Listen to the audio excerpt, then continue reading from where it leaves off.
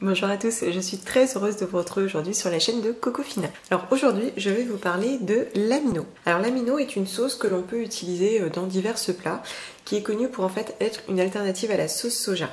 C'est vrai que j'utilise un petit peu de la sauce soja que vous connaissez certainement, mais pas énormément, tout simplement parce que je mesure ma consommation de soja. Et du coup, cette alternative m'a beaucoup intéressée parce que j'aime énormément relever mes plats, assaisonner mes plats pour leur apporter un petit truc en plus et aussi pour être sûr que Junior aime quand il y a des légumes qu'il n'aime pas trop. Donc dans la sauce amino, on va retrouver du vinaigre de noix de coco, du sirop de coco, du sucre de coco, du sel, de l'ail et des oignons. C'est un produit qui est labellisé bio et qui est conditionné dans un flacon en verre de 250 ml. Alors c'est mon deuxième flacon parce que j'en ai pas mal utilisé l'année dernière. C'est vrai que j'en ai utilisé très facilement soit dans une vinaigrette, donc vous voyez comme on pourrait utiliser du vinaigre balsamique en fait. On le met à la fin de la vinaigrette, je rajoutais une petite cuillère à café. Je l'ai beaucoup utilisé dans mes woks de légumes. En fait, voilà, ça parfume, ça assaisonne un petit peu, c'est hyper agréable. J'ai fait aussi pas mal de carottes glacées à l'amino. Donc là du coup on l'utilise en début de cuisson puisque les carottes vont vraiment cuire dedans.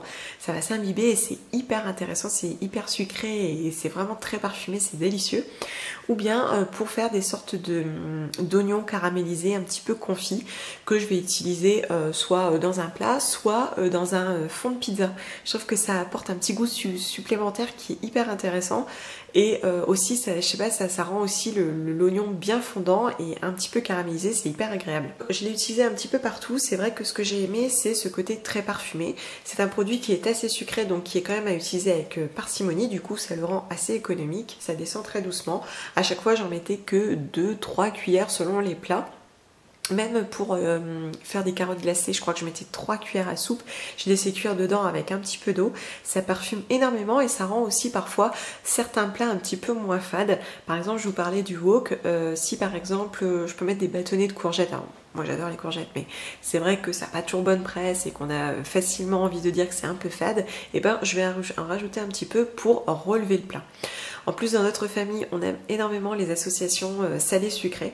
Du coup, par exemple, je pouvais faire effectivement des légumes à l'amino et à côté faire alors du riz blanc parce que comme c'est un produit qui est assez sucré, à côté je mets un produit qui est un petit peu plus doux, donc l'association parfaite est avec le riz blanc, et à côté un aliment un petit peu plus acide comme par exemple une salade de mâche. Je trouve que l'association est vraiment parfaite. On peut ajouter des petites graines, c'est vraiment très intéressant, et en plus de ça c'est un produit qui ne contient absolument pas de gluten, du coup il est tout à fait bien digéré par les intolérants. Du coup voilà, j'en mets un petit peu partout dans l'alimentation. Comme c'est un produit en plus qui est parfumé, assez sucré, mon fils qui a une bouche à sucre adore, donc quand j'ai un petit légume à faire passer qui est un peu difficile, j'en rajoute un tout petit peu, vraiment un tout petit peu, il en faut vraiment pas beaucoup.